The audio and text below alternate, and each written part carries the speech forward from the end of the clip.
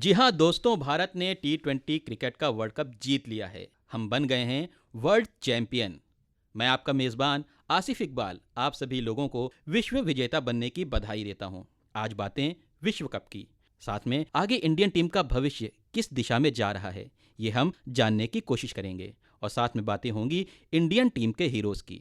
जब इतना मुबारक दिन हो, टॉपिक इतना दिलचस्प हो और करने के लिए इतनी सारी बातें हों, तो साथ में शोएब कमाल जिसे बेहतर और कौन हो सकता है। जी हाँ साथियों, आज हमारे साथ स्टूडियो में एक्सपर्ट क्रिकेट कोच शोएब कमाल।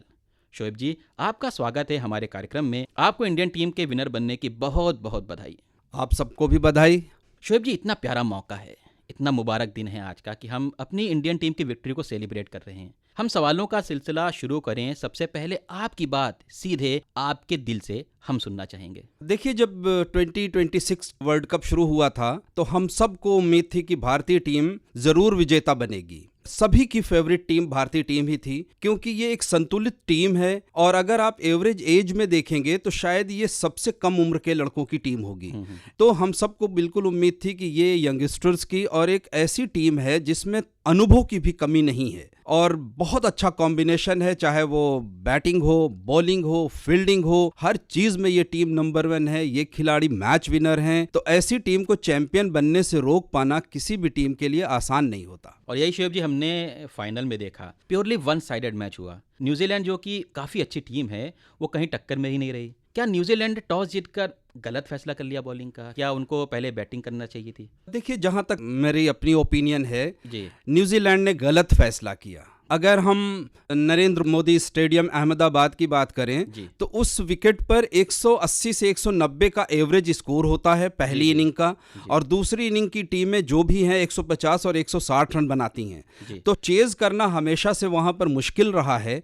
इस रिकॉर्ड को जानने के बावजूद सेंटनर ने टॉस जीत करके क्यों भारतीय टीम को पहले बल्लेबाजी का मौका दिया, ये तो अब वही बेहतर बता सकते हैं, लेकिन फैसला गलत था। जो मैच हुआ है फाइनल का, उसमें तीनों डिपार्टमेंट में, चाहे वो बैटिंग हो, बॉलिंग हो, फील्डिंग हो, भारतीय टीम ने न्यूजीलैंड को कहीं ठहरने ही नहीं दिया। जी। तो जो एक सबसे बड़ी गलती न्यूजीलैंड ने किया वो वही दिखाई देता है कि उन्होंने जो एक अच्छा मौका उनके पास आया था टॉस जीत करके पहले बल्लेबाजी का, वो गंवा दिया था। शोएब जी, किसी भी टीम की जीत हार में देखें तो उसके सारे प्लेयर्स का कंट्रीब्यूशन रहता है। इंडियन टीम जीती तो उसका क्रेडिट भी सारे प्लेयर्स को जाता है, लेकिन आपकी नज़र में इंडिया के वो टॉप की प्लेयर्स कौन कौन से रहे और क्यों रहे? देखिए, obviously man of the series अगर संजू सैमसन हुए हैं और उन्होंने लास्ट के 3 मैचेस में विस्फोटक पारी खेली है। जी। और स्ट्राइक रेट उनका 200 से ऊपर रहा है। 3 मैच में लगातार 3 अर्धशतक लगाना वर्ल्ड कप में ये एक रिकॉर्ड है। तो संजू सैमसन तो नंबर 1 पर हैं ही। उसके बाद जो हमारी गेंदबाजी में आते हैं, बुमराह का कोई जवाब ही नहीं है। उन्होंने फाइनल मैच में आपने देखा कि जिस विकेट पर भारतीय टीम ने 255 रन का टारगेट सेट किया है, उस विकेट पर उन्होंने 4 ओवर में 15 रन देकर 4 विकेट लिया। तो कितनी बेहतरीन गेंदबाजी की होगी।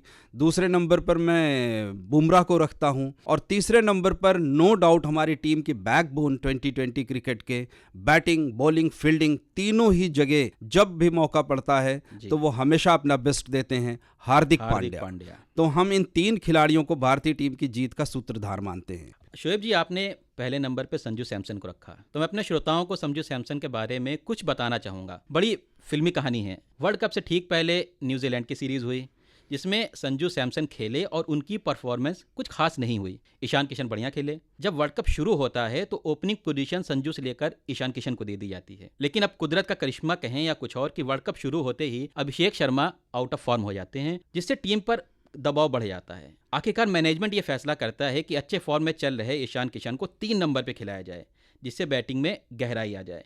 और यहीं से संजू सैमसन की किस्मत का ताला खुलता है। जब उनको दोबारा ओपनिंग की जिम्मेदारी मिलती है तो उसे वो दोनों हाथों से उस मौके को लपक लेते हैं। शोएब जी, पहले वेस्टइंडीज़ के खिलाफ, फिर इंग्लैंड के खिलाफ सेमीफाइनल में और फाइनल में न्यूजीलैंड के खिलाफ 3 हाफ सेंचुरी, स्ट्राइक रेट लगभग 200 का। क्या कहेंगे आप? कहने को कुछ बचा ही नहीं है। हम विश्व विजेता बन चुके हैं, तो अब कहने को कुछ बचा ही नहीं है। और जहां तक रहा ओपनर बल्लेबाजों की बात, तो आज की क्रिकेट में चाहे वो वनडे हो या 2020 क्रिकेट हो, हम लोग अपने यंगस्टर्स को यही बताते हैं कि अगर आप बल्लेबाज हैं तो आपको 1 नंबर से लेके 5 नंबर तक बल्लेबाजी करना आना चाहिए। जी। जैसा कि आपने अभी बोला कि जब टीम पर दबाव आया और Abhishek Sharma out of form हुए तो उनको 3 नंबर पे करके ईशान किशन को ओपन कराया गया। तो मैं आपको बता दूं कि यहाँ पर जो भी बल्लेबाज हैं ना, वो सब किसी भी बैटिंग ऑर्डर पर खेलने के लिए तैयार हैं। बिल्कुल बिल्कुल, क्योंकि उन्हें पता है कि किसी भी टीम में जब हम जाते हैं आईपीएल खेलने या किसी दूसरी टीम में, तो वहां पर उनकी कोई भी पोजीशन फिक्स नहीं होती, इसलिए वो तैयारी करते हैं कि अगर हमें ओपनर नहीं खेलने को मिलता है तो अगर मिडिल ऑर्डर में खेलते हैं तो भी हम परफॉर्म कर सकें। बिल्कुल। मैच के बाद हमने देखा कि प्रेजेंटेशन में संजू ने बताया कि जब वो टीम से ड्रॉप हो रहे थे, निराशा में थे, तब वो संपर्क में थे मास्टर ब्लास्टर सचिन तेंदुलकर के, और उन्होंने क्या मोटिवेट किया है इस खिलाड़ी को। ये हमको दिखाता है कि सचिन कितने महान खिलाड़ी हैं, जो अभी भी टीम से बाहर रहकर भी हमारी टीम को सपोर्ट कर रहे हैं, टीम को गाइड कर रहे हैं और देश को अपनी सेवाएं दे रहे हैं। देखिए, जब किसी खिलाड़ी का बैड पैच आता है, आउट ऑफ फॉर्म होता है, तो वो हमेशा अपने कोच के संपर्क में आता है या अपने सीनियर प्लेयर्स के संपर्क में आता है, क्योंकि उन्हें इतना ज्ञान होता है कि वो उस खिलाड़ी की कहाँ कौन सी कमी हो रही है, बेसिक टेक्निक्स में कमी आ रही है कि कहीं मेंटल स्ट्रेंथ में कमी आ रही है। वो उस खिलाड़ी को समझाते हैं, बैक करते हैं, अपने पुराने अनुभव साझा करते हैं, धैर्य रखने की बात बताते हैं, और यही छोटी छोटी चीजें उस खिलाड़ी को दोबारा फॉर्म में वापस करने में सहायक होती हैं। तो जहां तक सचिन तेंदुलकर की बात रही, सचिन तेंदुलकर ने इतनी क्रिकेट खेली है, इतना दबाव झेला है कि उनसे अच्छा मोटिवेटर कौन हो सकता है हिंदुस्तान में। बिल्कुल बिल्कुल। शोएब जी, अब हम वर्ल्ड कप जीत गए हैं, अभी तो सब ठीक है, लेकिन जिस तरह की फॉर्म अभिषेक शर्मा और कप्तान सूर्य कुमार यादव की है, वो निश्चित ही आगे चिंता का कारण बन सकती है। देखिए, अभिषेक शर्मा तो अभी यंग हैं, अभी तो उनको बहुत लंबा सफर तय करना है। और रही फॉर्म की बात, तो form is not permanent, class is permanent. तो अभिषेक शर्मा में क्लास है, वो दोबारा फॉर्म हासिल कर लेंगे, वो फिर से रन बनाएंगे, इसलिए अभिषेक शर्मा के बारे में तो नहीं सोचना है। हाँ, सूर्य कुमार यादव की उम्र हावी हो रही है। अच्छा, अगर कप्तान सूर्य कुमार यादव नहीं होंगे तो कौन वो खिलाड़ी है जो कप्तान बनने की क्षमता रखता है? देखिए, कप्तानी तो पीछे हार्दिक पांड्या ने भी किया है, अभिषेक शर्मा ने भी किया है, तो कप्तानी कोई बहुत बड़ा मुद्दा नहीं है। मुद्दा होता है खिलाड़ियों का। अगर हमारे पास एक टैलेंटेड खिलाड़ियों की टीम है जो single handed match winner players हैं, तो उस टीम का परफॉर्मेंस हमेशा ऊपर रहता है। शोएब जी, अब मैं आपसे एक संजीदा सवाल करना चाहूँगा। ये सवाल एक खेल प्रेमी की हैसियत से मैं ये करना चाहता हूँ कि T20 जिस तरह से एक तरफा बैटिंग का और पावर हिटिंग का गेम बनता जा रहा है, पिचेस बिल्कुल फ्लैट बनाई जाती है, वहाँ पर बॉलर के लिए करने के लिए कुछ ज़्यादा है ही नहीं। अगर लक अच्छा हुआ तो बाउंड्री पे फील्डर ने कैच पकड़ लिया तो आपको एक विकेट मिल गया। लेकिन पहले जो हम खेल में देखते थे, जो एक नज़ाकत होती थी खेल में, एक कलात्मकता होती थी, जो हम सचिन के खेल में देखते थे, लारा की गेम में देखते थे, इंजमाम खेलते थे, VVS लक्ष्मण खेलते थे, तो उनकी बल्लेबाजी शैली में जो एक कलात्मकता मिलती थी, वो अब कहीं कहीं दुर्लभ होती जा रही है, या हम यूँ कहें कि ये विलुप्त होती जा रही है। क्या अब ICC और दुनिया के सीनियर प्लेयर्स को ये आवाज़ नहीं उठानी चाहिए कि थोड़ा सा बैलेंस बनाया जाए, बैट और बॉल में कुछ बराबरी होनी चाहिए? देखिए, बहुत ही बढ़िया सवाल आपने उठाया है। ये सवाल आज हर किसी क्रिकेट प्रेमी के दिल और दिमाग में आता है, क्योंकि अगर हम देखें तो cricket totally batting dominated game होता जा रहा है। जी।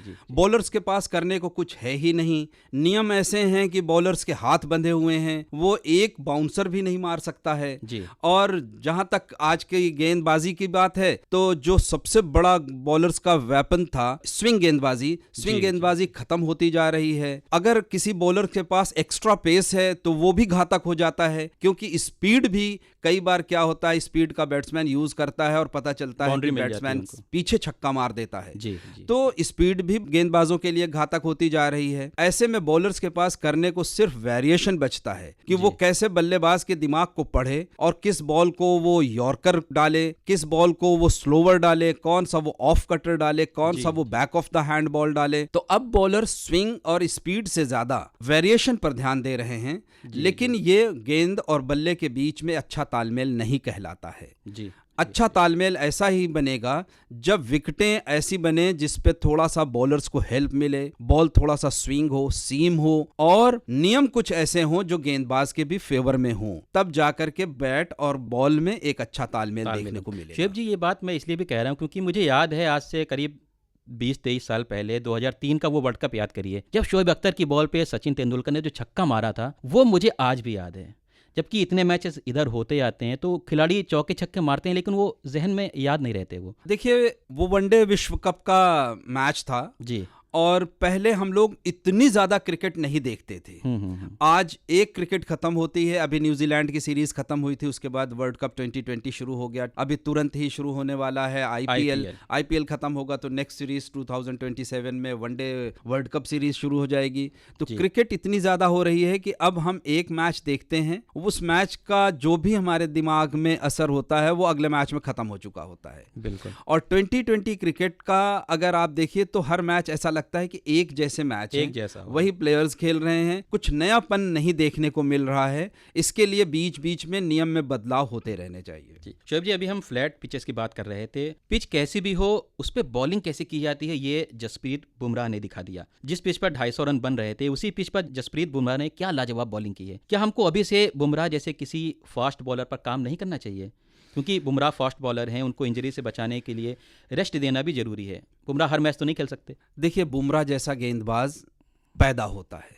अगर आप बुमराह को देखिए तो ऐसी कोई बेसिक क्वालिटी उनके अंदर नहीं है, लेकिन जो क्वालिटी है वो उनका अपना नेचुरल क्लास है। ऐसे बॉलर्स को कोई कोच बना नहीं सकता है, वो उनका अपना क्लास है और वो जब तक फिट हैं तब तक खेलते रहेंगे। हाँ, आजकल ये मैं ज़रूर देखता हूँ कि उनके ऊपर दबाव ज़्यादा आ रहा है, लेकिन टीम मैनेजमेंट, लोड मैनेजमेंट उनका कभी कभी उनको रेस्ट देता है, कम करता है। फिर भी अब हमें दूसरे बॉलर के ऊपर ही डिपेंड होना पड़ेगा। बुमराह का भी अब इतना लंबा कैरियर नहीं बचा है। हमको अभी से सोचना पड़ेगा ना, बुमराह के बाद कौन? हाँ, बिल्कुल बिल्कुल हमें सोचना पड़ेगा, लेकिन भारतीय टीम में कमी नहीं है, क्योंकि भारतीय टीम का इंफ्रास्ट्रक्चर बहुत अच्छा है। जूनियर लेवल पर बच्चों के पीछे बहुत मेहनत हो रही है और उम्मीद है कि बुमराह के ही टाइम पर हम लोगों को कोई ऐसा गेंदबाज मिलेगा जो मैच विनर होगा। जरूर। शोएब जी, T20 का वर्ल्ड कप हमने जीत लिया, अब आगे है 2027 का ODI वर्ल्ड कप। ODI में पिछले कुछ समय में हम देखें तो भारत को वो सफलता नहीं मिली है जो हम T20 में हासिल कर रहे थे। तो वनडे में भारत कहाँ चूक रहा है अभी? नहीं, मुझे ऐसा लगता है कि चूकने जैसी कोई बात नहीं है। टीम पूरी तैयारी के साथ जाती है जी। हाँ, कोई एक विशेष दिन होता है और हम फाइनल मैच हार गए, जैसे पिछला वर्ल्ड कप मुझे याद है, ऑस्ट्रेलिया के अगेंस्ट हम फाइनल मैच ही हारे, जबकि थ्रू आउट द टूर्नामेंट हम अनबीटन थे। बिल्कुल। तो कोई एक दिन ऐसा होता है कि उस दिन टीम का लक नहीं फेवर करता, प्लेयर्स जो हमारे मैच विनर होते हैं वो अनफॉर्चुनेटली आउट हो जाते हैं। तो टीम के किसी कमी की बात नहीं है, बस ये दिन विशेष पर डिपेंड करता है। वो कौन से खिलाड़ी हैं जो आपको लगता है कि वनडे में इंडियन टीम को ऊपर लेकर जा सकते हैं? जैसे ओपनिंग में यशस्वी जायसवाल हैं, ऋतुराज गायकवाड़ हैं, इनकी जगह पक्की नहीं हो रही है। श्रेयस अय्यर भी टीम से अंदर बाहर हो रहे हैं और साथ में एक स्थायी कप्तान। तो ऐसा क्या कॉम्बिनेशन देख रहे हैं अभी आप? देखिए, श्रेयस अय्यर मिडिल ऑर्डर के एक ऐसे बैट्समैन हैं जो किसी भी दबाव में खेलने के लिए तैयार हैं। यशस्वी जायसवाल ने ओपन बल्लेबाजी करके दिखलाया है कि उनके अंदर प्रतिभा की कोई कमी नहीं है। पर्डिकल हैं, ऐसे बहुत से खिलाड़ी हैं जो आज भी भारतीय टीम को सर्विस देने के लिए तैयार हैं। हमारा बोर्ड, हमारा टीम मैनेजमेंट सब खिलाड़ियों के प्रतिभाओं को जानता है। जिस तरह उन्होंने 2020 क्रिकेट में यंगस्टर्स की एक ऐसी टीम बनाई जो चैंपियन हुई, वैसे ही वो वनडे वर्ल्ड कप में भी ऐसी टीम बनाएंगे जो प्रतिभा से भरी होगी। बिल्कुल। शोएब जी, आप हमारे कार्यक्रम में आए, आपका धन्यवाद। धन्यवाद। श्रोताओं, अभी वनडे विश्व कप में काफ़ी समय है और तब तक टीम प्रबंधन सही तालमेल ढूंढ ही लेगा। हम बीच बीच में खेल जगत के माध्यम से आपके सामने ये सारी बातें लेकर आते रहेंगे। फिलहाल अभी समय है इस जीत को सेलिब्रेट करने का, तो जश्न मनाइए और अभी इजाज़त दीजिए इस कार्यक्रम से, क्योंकि समय समाप्ति का है। जय हिंद।